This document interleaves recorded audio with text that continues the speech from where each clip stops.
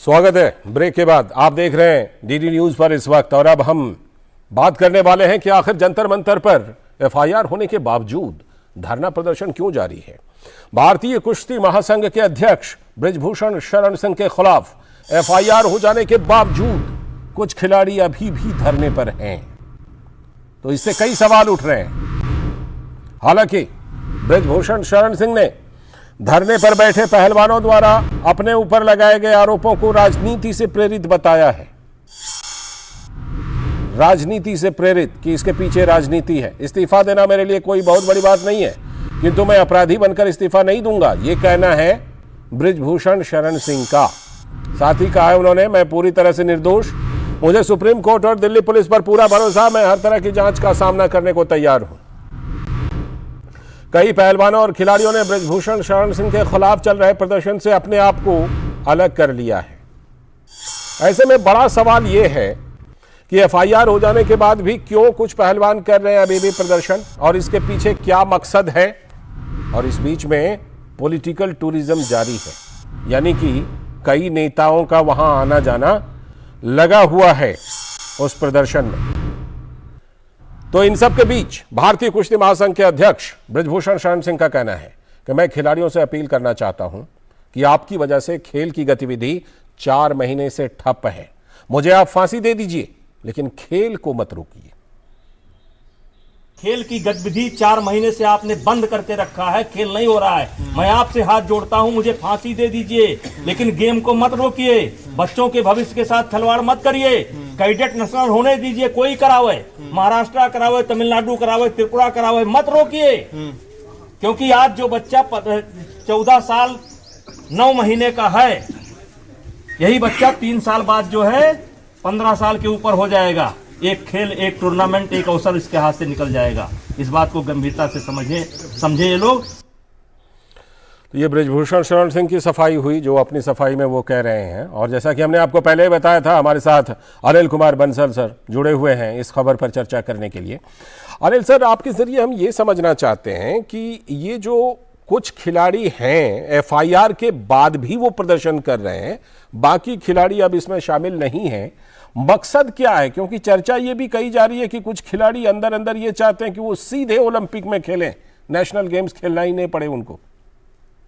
देखिए, वो जो भी उनकी मंशा हो, लेकिन जो आपने बात उठाई, सवाल वो वैध है कि जब सुप्रीम कोर्ट में मामला आ गया है और सुप्रीम कोर्ट में दिल्ली पुलिस की तरफ से कहा गया कि हम एफआईआर कर रहे हैं, एफआईआर दिल्ली पुलिस ने कर ली और सुप्रीम कोर्ट में अभी भी अगले हफ्ते की डेट लगी हुई है। तो फिर इतना भरोसा होना चाहिए आपको कि जो मूल मकसद था आपका कि एफआईआर दर्ज वो हो गई है, तो अब आपको धरना समाप्त कर देना चाहिए और दिल्ली पुलिस की जांच का इंतजार करना चाहिए। पहले भी आपने धरना दिया था तो कोई आपको किसी ने रोका नहीं, अब दोबारा आपने धरना दिया, कोई बात नहीं, फिर आपको लगे कि न्याय नहीं मिला, फिर आप धरना दे सकते हैं। और जो बुनियादी फर्क है, जब पिछली बार आपने धरना दिया था तो आपने कहा था ये खेल के लिए है, ये खिलाड़ियों के लिए है, ये राजनीति के लिए नहीं है। तब आपने किसी राजनीतिक दल को उसमें शामिल नहीं होने दिया था। लेकिन इस बार जो आपने पॉलिटिकल टूरिज्म शब्द यूज किया, ये निश्चित रूप से इनकी जो मंशा है उस पर एक तरह का सवाल खड़ा करता है। और वो सवाल में यह भी शामिल है अनिल सर, सवाल में यह भी शामिल है, जैसे बृजभूषण शरण सिंह ने पहले कहा था कि ये जो अध्यक्ष का पद है, इसको इस पर राजनीति हो रही है, हथियाना चाहते हैं शायद दीपेंद्र हुड्डा। और जिस तरह से प्रियंका गांधी का, रॉबर्ट वाड्रा का वहां जाना हुआ और कई नेताओं का जाना जारी, तो क्या सच में इसके पीछे कुछ राजनीतिक खेल भी है? नहीं, वही मेरा कहना है कि जो पीटी उषा हैं वो भी मतलब विश्व स्तरीय खिलाड़ी रही हैं, अभी राज्यसभा की सदस्य हैं, इंडियन ओलंपिक एसोसिएशन की अध्यक्ष हैं, वो महिला हैं। तो उन्होंने खुद अपील की थी कि अब सड़क से उठ जाइए, खेल को सड़क पे इसको मत लाइए, तो थोड़ा इंतजार कीजिए। तो जब कमेटी जो बनी थी, सरकार ने बनाई थी, उसकी रिपोर्ट आ गई है, उसके बाद वो उस पर सरकार विचार कर रही है, कानूनी राय ले रही है, कार्रवाई कर रही है और प्राथमिकी दर्ज हो गई है।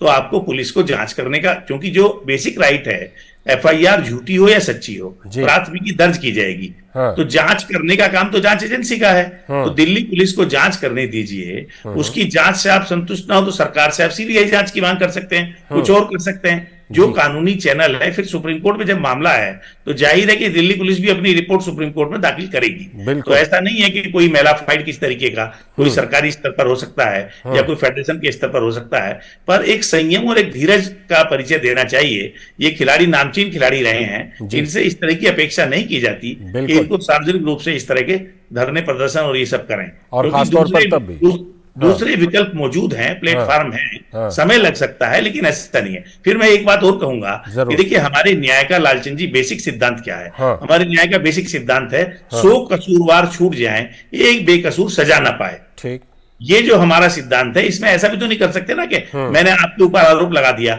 और आप पकड़े गए, आप जेल चले गए, आपकी बदनामी होती है।